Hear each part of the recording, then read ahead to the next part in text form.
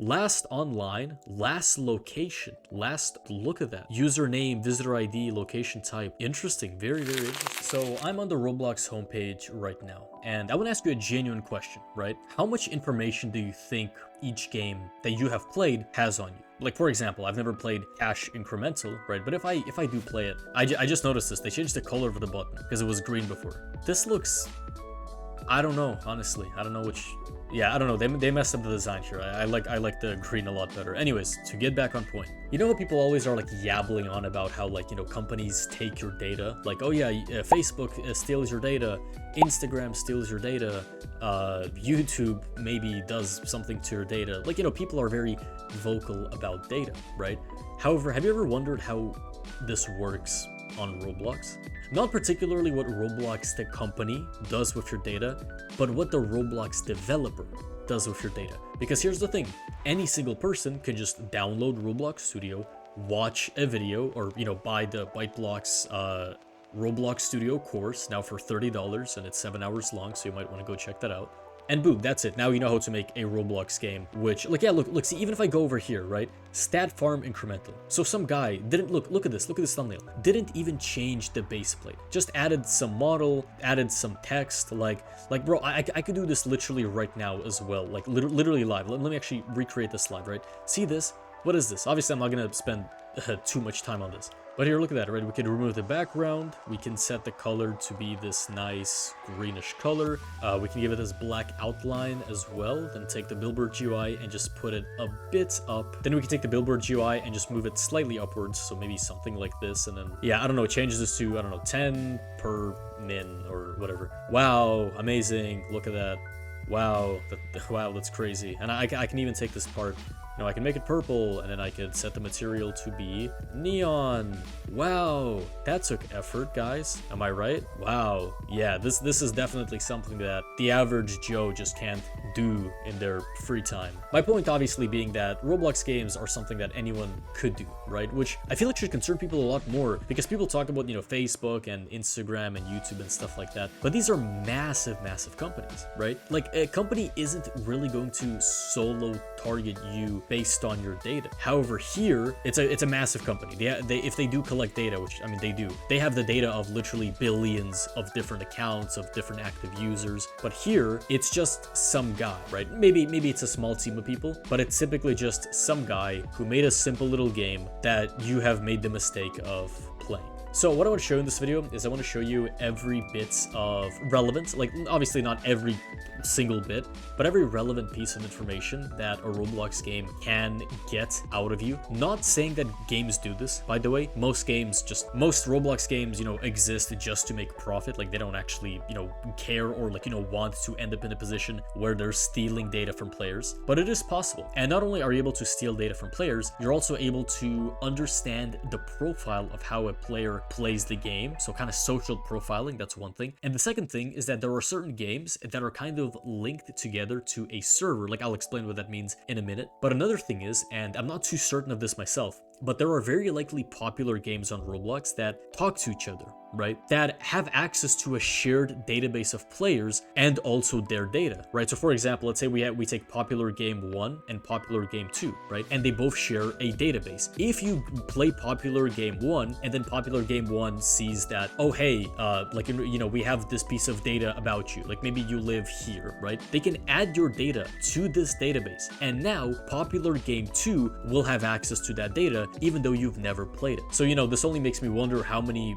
popular games on Roblox actually share some sort of database. I wonder if there's some hidden database of, you know, player information, and perhaps you're on there as well. And I also wonder what exact information are they sharing. And of course, we can only guess that, but I want to show you here exactly what games can do and what information they can gather out of you. So again, this isn't just doxing. This is just general information, general behavior patterns. And you'd be surprised. There's a lot of methods that the average person doesn't really think about. So I am quite excited to show you these in this video. Now, Now, I want to begin with just basic player behavior, right? So in case you don't know, basic player behavior effectively means like what the player might be like. To build a profile of the player without actually meeting them in person, right? To try and understand what their personality might be like, how they play the game, how much are they AFK, how much Robux could they spend, how old could this person be, how smart could this person be, how mentally mature could this person be when it comes to, you know, spending money on the game possibly. Now again, obviously, if I just joined the game right now and just played as a player, I would fail to load some plugin. But as you can see, as a developer, I don't actually really have any real data right now. Right? Like I have all the information that I need, but I don't have a script that like compiles the data for me, that detects when I'm AFK, that detects, you know, how much Robux I have spent on my character or anything like that. So as of right now, like this is pretty useless. So let me show you how, if I was a developer of a game that tried to, you know, take as much data and behavior on players as possible, let me show you how I would do something like that. So let's say we want to start with like a basic understanding of the player, which might be how often do they AFK in our game. Now, there are many different reasons for games, you know, to want to know this information, and some of which I will share in a little bit, but how would you actually, you know, script something like this? How would developers understand this information? And it's actually very simple. I'm sure that, you know, certain developers have their own certain practices, but me personally, what I would do is I could just make a variable called AFK, and I could just set it equal to be, let's say, false. What I could then do is I could make a loop. So I could say while true do. So this is just going to make a loop that's going to run forever, effectively. I'm going to set AFK equal to be true. I'm going to wait, let's say for the sake of this video, let's say 5 seconds, right? Typically, if an AFK timer would be like longer, it'd be like 60 seconds or something like that. Let's just say 5. And then after 5 seconds, if AFK is true still, right? So if it hasn't been set back to false, then we can say, okay, player is now officially AFK. So we can do this by saying if AFK, as in if AFK is equal to true, then we can just print player is AFK. There we go. So in other words, if nothing happens to AFK within this 5 seconds, because again, we're setting it to true, waiting 5 seconds, and then checking if it's still equal to true. So if it somehow gets set to false, so what we need to do is within these 5 seconds, we need to detect whenever the player just presses anything, any sort of input, we want to set AFK back to false, which will then set it to false. And then after the 5 seconds pass, it's going to check and it's going to be like, oh, AFK is false. So the player is not AFK. And we can actually do this in a very simple manner. Just a game, user input service, input began, connect function. We can get the input, but that doesn't really matter. And yeah, we can just say AFK is equal to false. So whenever any sort of input begins, that's gonna cancel out this message. So let's try this out, right? Now, if I move around and I, you know, jump around, there should be no message here after 5 seconds. Now, let me just stop. Let me just not touch anything. And if I coded this correctly, after 5 seconds, there we go. Look at that. Player is AFK. And soon it's gonna print it again. Yeah, there we go. Player's AFK. But if I just click anything, see, doesn't print it again. So imagine a system like this, which could just detect how often you're AFK. Perhaps this could even be a system that detects how often you're AFK compared to not AFK. Like a system that detects, you know, like how when you move and when you don't move. Like perhaps even a percentage where like, oh yeah, you know, 20% of the game you're AFK, and then 80% you're actually moving and playing and, you know, interacting with the world. And again, like I said, you know, there's many different like reasons games want to do this. You know, for some games, they just want to make like some sort of AFK system where like, you know, if you're AFK, it can automatically like, you know, mark you as AFK for gameplay reasons, or maybe it could put like a, you know, thing above your head that says, oh yeah, this player is AFK. Now, for the more advanced reasons, right, games could want to know how often a player is AFK to know, oh, maybe our game is too boring, right? Maybe our game encourages too much of the player just kind of idling, and perhaps that's what the game wants, right? Like maybe the game exactly wants players to just stay and do nothing, right? So they might kind of like to see that data. But of course, that's not what we are talking about here, right? We're talking about building a profile on a specific person, or, you know, just every player that plays the game and putting them into like a database. So it could be very useful to know how often a player is AFK in certain games, right? I don't know about you, but I have siblings, right? One of them is 9, one of them is 11, you know, so like pretty young, right? And I find that whenever you play a game for the first time, or, you know, if you're a kid, because, you know, when I was a kid, I would basically never AFK in the game, right? Like it just doesn't make sense. As a kid, you want to play. Some kids also have, you know, limited screen time, so they just can't afford to just AFK, right? So that could give you a hint, right? If the player spends most of the time playing the game, you know, maybe the game is like a shooter, which in that case, it makes sense. but maybe it's like some tycoon or like some simulator, and then you could detect, oh hey, this player seems to never be AFK even in these kind of grinding games. So perhaps it's a kid, or perhaps it's like someone who, you know, just started playing games. But then if someone is really AFK like constantly, it might tell you, okay, this person's probably a bit older. This person probably really enjoys these sorts of like idling games where they just leave their computer running and they, you know, like to, you know, come back to like their character being very strong. I used to play this game called a Superpower Fighting Simulator where like it was actually insane. I would leave my old laptop running, like it was like overheating. I'd go to school, I'd come back, and then like I would have my character like auto click, like train in the game or something like that. And I actually got to a pretty high level, which I don't play the game anymore, so it was a massive waste of time, right? But me being constantly AFK reflected that, right? Or, you know, I had an auto clicker, so maybe you want to, you know, like monitor for that. Like maybe you want to say, okay, if input is a mouse button, or if it's like a tap, or like maybe not a tap, but if it's a mouse button, maybe we don't want to count that as input, right? Like maybe the player's just spamming the mouse button as auto clicker, but that could still mean that they're kind of AFK. Like there, you know, there's many ways of going about this. I just made a very simple script, but see how even with just a little simple AFK script, you could tell a lot about a player. You could tell probably how old they are. You could probably tell, you know, how much of a idler they are, or how much of a, you know, fast-paced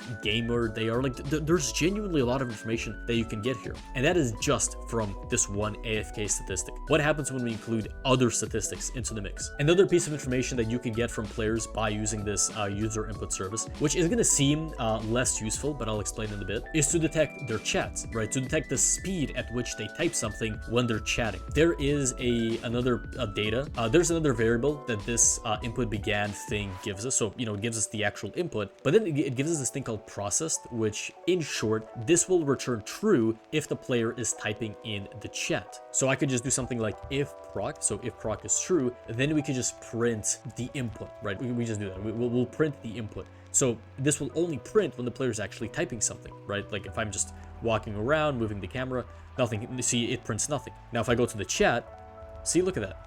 See, whenever I type now it prints this, and it's saying input object, and that's because I probably should have done imp.keycode, because then it's actually going to tell me the key of the input. But you get what I mean here, right? Yeah, enum code. So if I say hello, see, look at that. Enum code O, and then I just spam a bunch of stuff, and wow, that's actually pretty cool. 3, 4, 5, 6, 7, 9, 0. Using this, you can now detect how fast a player types on average, right? Which again could tell you a lot about the player, because again, I don't know about you, but on average, I feel like people our age, like I'm 18, right? But even when I was like 14, 15, 16, 17, I would type pretty quickly, right? People our age do that, you know, but like kids, like you know, especially like younger kids, they type a bit slower, right? Older people also type a bit slower. People on, you know, different devices might type slower. Point is, there's just a lot of profiling you can get from even something seemingly as useless as typing speed, right? And again, when we cross it over with the AFK counter, you now already have a pretty damn good profile.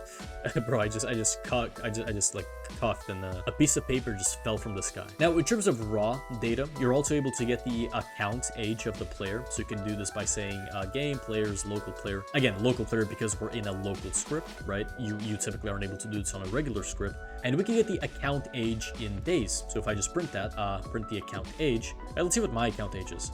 3,182 days is my account age. No way. But if I just divide that by 365, how much is that? How many years is that? 8.7 years I've had this account. So wait, I was 10 when that does actually check out. Yeah, I was 10 when I made this Roblox account. That's crazy. So again, this is a very simple and quick piece of data that like you could literally get with this one line of code. But with all the other data that you have, you know, you could quite easily infer the age of the player, right? If the account was made very recently, that might be like a thing where like, interesting, probably like a younger person, right? But it's like if it's an account that was made like 10 years ago or something, or 12 years ago, you know, most likely it's probably like an older person. So yeah, again, none of this data is dangerous in any regard, because, you know, that's why Roblox like allows developers to get this. Although I'm honestly not even sure why you would even need account age. I suppose maybe like to avoid bots. Like if the account age is less than 10 days, maybe you're like, oh, it's a bot, you know, maybe let's ban everyone who's like under 10 days or whatever. But again, it's when you start cross-referencing these with other pieces of data and you start to build a profile. And these are just 3 pieces of of data that I just wanted to talk about for this section of the video. There are many more, but for now, I want to go on to the next part of the video, which is the more advanced social external data. And actually, I suppose right before we get into that, you are also able to get things like the player's membership. So I could say game, players, local player, membership type, right? Which would be enum, membership type. So yeah, either they have nothing, or they have premium, or somehow they have a builders club, turbo builder. Again, I don't know why this is an option, but you know, we could check if the player has outrageous builders club in 2025. You're also able to get the player's platform and like the type of their device. Although that isn't a built-in feature. Roblox doesn't just let you be like, oh yeah, are they using a phone or a computer? For some reason, I'm not sure why Roblox doesn't just make that easy for us. So developers typically have to do a thing where like they just detect the type of input. So like, you know, if the player's tapping on a screen, they just have to guess that it's a phone. But then if the player's pressing, you know, keys on a keyboard, they likely can assume that the person is playing on a computer. So yeah, that's just some of the basic info that I felt like would be worth mentioning. Now, for the more advanced data, I was actually quite surprised when I was looking into this video as to how weirdly easy it is to just gather social data from the player. Let me show you. Let's say I want a list of all the groups that the player is in, right? For, you know, again, whatever reason that I want. You know, we already discussed this earlier, how like no matter how lightweight a piece of data could be, it actually could serve to be quite bad if it's used, you know, for like malicious intent. And I believe this is as simple as just saying game, players, local player. Or actually, wait, I was mistaken. Instead of getting the player, you get this thing called a game group service. Then you just say get groups async, which then needs a user ID, which is our player's ID, right? So game, players, local player, user ID. So let me just check real quick. Is it gonna work right now? Yeah, so it returns 7 groups that I'm in. This one being DXNVXV. I'm rank 2. My role is honored. I'm not even too sure what this group is, I'll be honest. Yeah, and it actually gives quite a ton of data. Look at that. Emblem ID, emblem URL, like, especially these things. Like the rank of the group, the role of the group. Very interesting stuff. Oh yeah, ByteBlock's official. Look at that. Amazing. Everyone should go join the group right now because it's very cool. Now, for other social things, you could also get the player's friends. There's actually like a couple of ways of doing this. One of these, which I found weirdly creepy, right? I'm not sure if you'll agree here, but let me just show you. You could get online friends. Yeah, look, get friends online returns a dictionary of online friends. And I know why this is a thing, because you're able to like invite people to play a game. So then it could like show you like, oh yeah, you know, these players are online. So you could, you know, ping them to get on or whatever. But it does seem kind of weird that like a Roblox game could just do this and just know all of your online friends. And then it's asking for a thing that it calls max friends, which I'm not too sure what that means. It says it has a question mark. It has a question mark behind it, which means that it's optional and we don't have to give it anything. So let's actually see. I hope I don't leak any of my friends' information, but I have 4 friends online right now. Interesting. Is Paul? You might know him as a YouTuber. Platonic, Mad Albanian. Let's see what else is there. Last online, last location, last look at that. Username, visitor ID, location type. Interesting. Very, very interesting.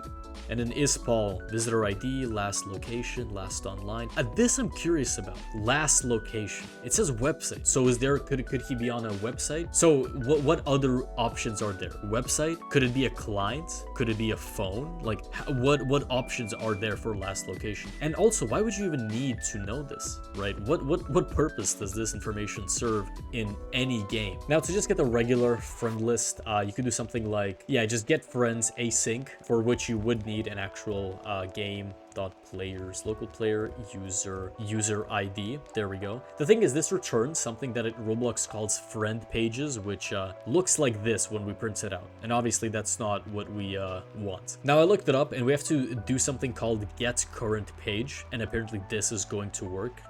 So yeah, these aren't all my friends, obviously. I have more than 50, right? So I'm not entirely sure how this works, but I'm sure if I dug around a bit in the documents I could find out. Point is, we have access to all this information, right? There we go. We got Mad Albanian, this guy, and interestingly enough, they're not online anymore. Online is false, and it doesn't seem to show up the last location either or like, you know, the last ID or whatever that was. And then we have a straight up account deleted, which is pretty interesting. I wonder if you could actually use this in any way. Like maybe if you could like go through the players like friend list and then check, okay, how many of their friends are just deleted accounts, right? Because that honestly could be very helpful in figuring out even like, again, the age of the player. If the majority of friends that they have their accounts deleted, well, that might mean that either they're just a cheater, like an exploiter, and all of their friends got banned, or this is just a very, very old account and every, you know, friend that they had just had their account removed. And the other funny thing too is that this gives you an idea of the player, right? So again, just imagine this. Imagine a big database of just a bunch of data of a bunch of players, right? And then the game can get all of your friends, and then it could just check, okay, this ID, interesting, right? Like, is the player friends with hackers? Is the player friends with this type of person? Is the player friends with that type of person, right? Like I can genuinely imagine a system where maybe they have like tags that they give to every player. And I might just be going full schizophrenic mode here, I'm not too sure. But to me, this just makes sense. I know for a fact like Instagram and Facebook do this thing where they add secret tags, like they talked about this. They add secret tags to profiles where they basically say, okay, this profile is more like this, like, you know, this profile enjoys this type of content, they're more like this, and then the friend requests, or sorry, the friend recommendations that you get are based on, you know, these common tags. So I can only imagine having some sort of elaborate system where like you could say, okay, this player has the tag of being AFK often, this player has the tag of being a cheater, this player has the tag of liking idle games, something like that. I don't know. So then you could just go through the player's account and see, interesting, the majority of friends that this player has have the tag of being cheaters. So that's probably something that is important. So maybe if you join some game you've never played before, and then that game accesses the database and looks at, your friend base is full of cheaters, and the game could ban you for that. You could literally join the game that you've never played before ever and just instantly get banned because of some database of your friends of something. Like, I know this seems stupid, but this is entirely possible. The last thing about friends is that you're also able to detect like if the player joins through a friend, or like if the player is playing a lot with friends. So again, there's a lot of things you could do with that as well, but that's enough data about friends. I also said this at the beginning of the video, but you're able to detect how much money the player's avatar costed. So like if I just look around right now, realistic Chad full body muscle suit, okay. And again, I don't want to keep boring you with like the technical stuff, but in case you're interested, there's this thing called a humanoid description that I believe is inside of, yeah, look at that. So it's inside of every humanoid. And so over here, we can actually get the IDs of certain accessories that I'm wearing. So like, for example, if I just copy these, so I'm wearing a Chad like hat, but I'm also wearing these like expensive headphones, and I'm not sure if it accounts for those because I believe they're like limited or something like that. But we could just print get product info, and then for the info we could just do one of these, and then we could just do the same exact thing over again. And yeah, look, not only do you get the price in Robux, which it says 1. These headphones do not cost 1 Robux. Collectible item, okay, that makes sense. But like, look at all of this other, holy, Acid ID can be sold in, really, you can sell golden headphones in games? No way. Maybe it's just because it's studio, I don't know. Creator target ID 1. Yeah, you can get the person who created assets. You could get the amount of Robux, whether it's new. I don't even know how they detect that. Whether it's public domain, whether it's limited. Yeah, a bunch of stuff. Sales location. Sale location type 5. I hope I didn't just leak any important information here. And then here we have my Chad hat, which was made by a group called Build a Hat. Wonderful. So yeah, you could just loop through the player, go through every accessory that they have, get the price in Robux. The golden clockwork headphones kind of messed their pricing a little bit, but typically it's gonna work fine. And then from there, you're like, oh damn, like the player has spent like over 2,000, or maybe 10,000 Robux on their avatar, right? And once again, that's very, very useful information. I can even see right now like some tricky little system where maybe like some sort of, I made a video on how simulators like rig chances when they know that you're willing to spend money. The problem is that takes time. Like they have to know that you're willing to spend money. But imagine someone joins the game and then the simulator quickly runs a little check and is like, damn, like the player has spent tons of money on their avatar. So what you could do is you could just very quietly just decrease the chances of getting a good item for rich players, because then you know that, oh, they're willing to spend more money. And then, you know, for players with a cheaper avatar, you could give them higher chances to keep them playing, right? So it's actually crazy. That's something you could genuinely do like right now. Like if you have a simulator game, you could go and implement that secretly right now, and basically nobody will know if you do it the right way. And this will boost sales. This is insane. And I I don't see anybody talk about this. And again, you know, you join one game and every other game that might have access to some hypothetical database will know that as well. So it's just an interesting subject, you know, what can I say? Now, to end off this section of the video, you're also able to get stuff like join data. So, you know, whether the player joined the game through an ad or through their friend, or, you know, whether they joined from another game or something like that, which also is pretty useful data. And this is a small thing, but you're also able to get the frame rate of the player. So I can actually really quickly show you how this is done. You just use this thing called run service, and whenever a frame happens, you get the time in between the frames, and then you can just say print, and I believe it was 1 second, because it's frames per second. It's 1 divided by delta time. So if I do it like this should give me my accurate frame rate. Yeah, there we go, look at that. So my frame rate seems to be around, yeah, it's like 60 to 100. So yeah, so you can even get the average frame rate of the player, which, you know, could tell you the type of device they're on. You know, it could tell you whether they are doing anything to their clients. Again, just so much data. And I know this seems useless, but so did the whole but I bet that an AFK counter seemed useless. I bet that typing speed seemed useless, or perhaps the account age seemed useless. But all of these things, they, again, like I keep repeating myself, but they work together very well, to the point where you ought to start worrying about what games are even allowed to have access to this. Now finally, what y'all came here for, doxing, which will actually be, funnily enough, the shortest part and probably a bit underwhelming, but just hear me out. When I say doxing, I'm not saying that Roblox gives you access as a developer to the player's full real location. Like, obviously that'd be stupid, and you probably didn't expect that to be the case. What you are able to do is you're able to I copied the script from my phone. I used it in some other videos as well, just because it has access to like this website which automatically converts country codes into names of countries. This is a little cool thing, but I just copied the code on my iPhone, and if I just paste it, look at that. So I copy something on my phone, and if I paste it on my laptop, it works. That's pretty cool. But yeah, sometimes this bugs out a little bit, but if I play the game right now, it should... Okay, it needs HTTP requests, which is dumb. HTTP service, HTTP enabled is equal to... But at least we know that it's actually attempting something, right? And let's see if I play the game. Yeah, sometimes it just doesn't register for the first time. But yeah, look at that. So Canada. So it knows that I am in Canada, and that player is AFK. Okay. So this is a very simple method. And of course, players can use VPN, so it's not fully secure. And knowing the country of the player doesn't quite tell you much information, obviously. Now, I've heard from someone that it actually detects whether someone is in China or not. So I know Chinese games tend to have like some sort of firewall behind them. So perhaps you could detect whether someone is in China or not, and then, you know, maybe do something with that in regards to their firewall. I'm not like an expert on how that stuff works, but, you know, just throwing an idea out there. Now, because the section is actually about doxing, and getting a country isn't really doxing. I mean, it kind of is, but like, okay, if someone pulls up and says, bro, I know you're in Canada, I'd be like, I wouldn't be like, damn, no,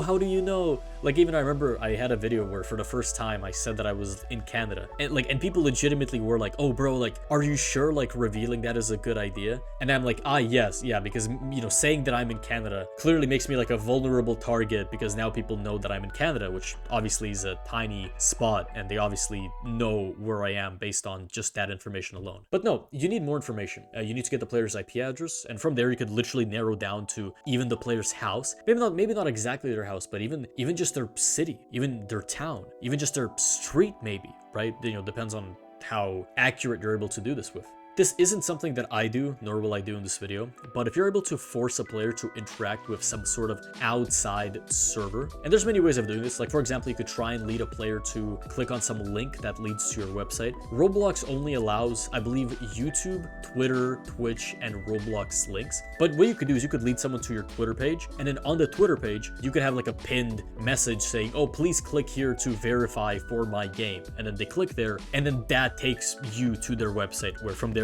they can immediately get your IP, get your location, and then maybe they ask like, oh yeah, you know, please tell us your Roblox username, and then you tell them the username, and then they, you know, add that to the database. Obviously, that's a very like rough way of doing that. Another way that I've also heard, I'm not sure how true this is, there's apparently some sort of exploit. Like, I read some of this on the dev forum, and it was like a while back, so I'm not sure if this holds up still. But if you make some sort of site or like a server, and you just add like a tiny, like invisible, like doesn't matter, just a tiny invisible image, and then you try and get the Roblox player to download that image, what could happen is that as it tries to download, so it has to send information to your website, the player then sends their IP alongside with that. So in trying to download some useless little image, now your computer has basically given this guy, this website, your IP address, which in return doxes a lot more than just your country. And again, this isn't something that I've fully seen play out. This is just something that I've heard can happen, and I thought it would just be a funny little thing to include, you know, to kind of spice things up. But the main way of IP grabbing and doxing always just has been just getting people to click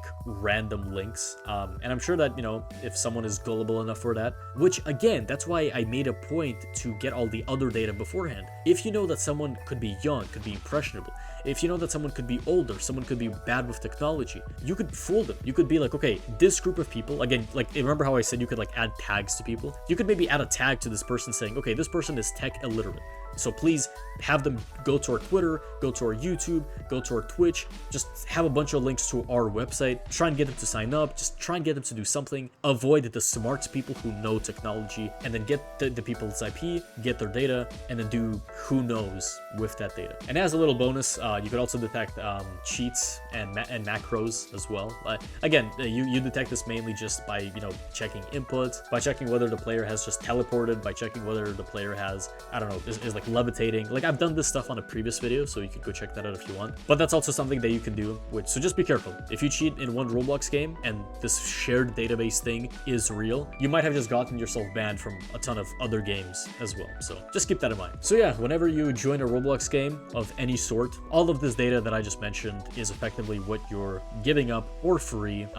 And I mean, this is just how data collection works in general, right? It's like what I said about this database. That's how the big websites and the big applications operate. I mean, Facebook and Instagram are both owned by Meta now, so it makes sense. But there's a whole database of like just information. Your name is on a ton of databases, right? Could be for advertisements, could be on some scammer database. Like I know for a fact, this is why I just don't answer like calls anymore, or like I don't even hang up. I just let it play out. Because if you do any action, if you hang up, if you answer, even if you try and be funny, all that tells the scammer is, hey, this number is active. So you know what they do? They list you on their database as an active number, and then every other scammer who has access to that one database will start rapidly calling you. And what I do is I just ignore them. No hanging up, no nothing. I just let it play out. And I haven't gotten a scam call basically ever. Like every now and then I might get one, but it's incredibly rare, as opposed to my parents who just answer everything and then they get a ton of spam calls, right? So that's just how this stuff works. So yeah, again, I know some people are very, very crazy about their data, and I'm not one of those people. Like I don't care that Instagram knows that I like certain things. Like it doesn't matter to me that much. But you know, just kind of, it's good to be wary of what, you know, apps can get from you, especially what like Roblox games could gather from you, because that's just something that, you know, not many players think about. But yeah, I mean, you know, I do hope you enjoyed.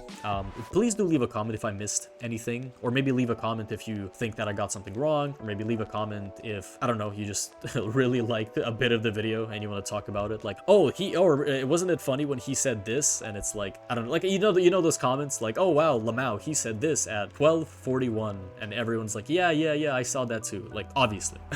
But yeah, you know, do share the video, you know, let your friends know that they're in constant threat of being doxxed whenever they play random Roblox games. Do subscribe for more amazing, great, informative content. I do have a course, which I mentioned before. It's in my description, it's in my pinned comment. Go check that out. And my Instagram is there as well. I have pictures of pigeons, so if that's something you want to check out, go ahead. And as always, we're back to basics. Thank you for watching.